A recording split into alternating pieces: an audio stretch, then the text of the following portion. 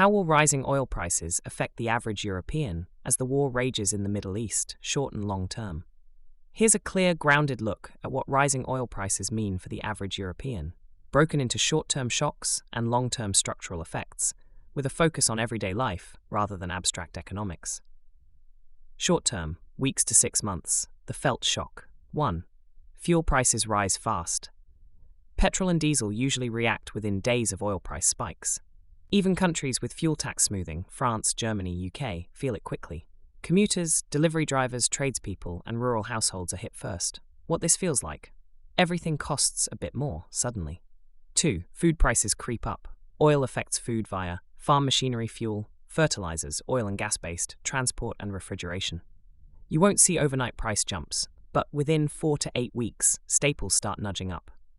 3. Energy bills react unevenly. Gas-linked electricity markets in Europe mean oil instability raises expectations, even if gas supply isn't immediately disrupted.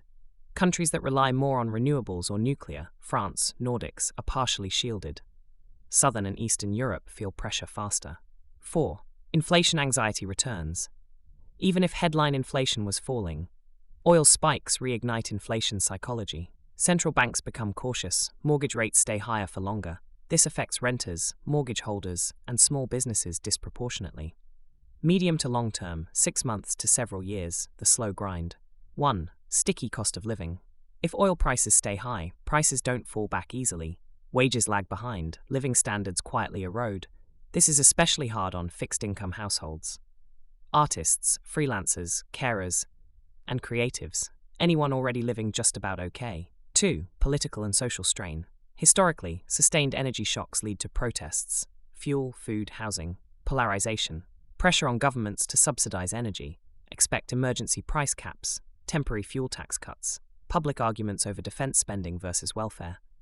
3. Acceleration of energy transition. Ironically, war-driven oil shocks speed up renewable investment, home insulation programs, heat pump and solar uptake. But the transition is unequal. Homeowners benefit sooner. Renters remain exposed longer. 4. Europe's strategic reset. Europe will double down on non-Middle East suppliers. Strategic reserves, reduce dependence on cartel-driven pricing, OPEC. This improves resilience, but takes years, not months. Who feels it most?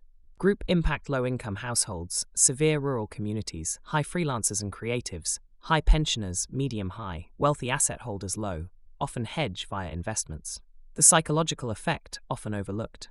Oil shocks don't just raise prices, they increase future fear, reduce spending confidence, make people postpone life decisions.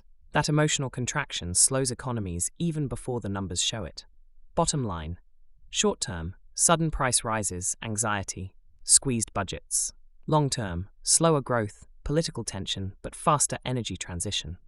Net effect for the average European, less financial breathing room, more uncertainty. This was an information podcast by Politica UK, 2026, Sarnia, Maré FRSA.